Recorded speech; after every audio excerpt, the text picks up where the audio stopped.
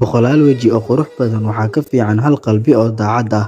Ha ka shalaynin inaad qof jeclaatay, qofkaasna uu kaaga tagay meel cidla ah. Ileen qofkaasi waxa uu ku siiyay jaanis aad ku raadsato qof wanaagsan oo kuu qalma adiga.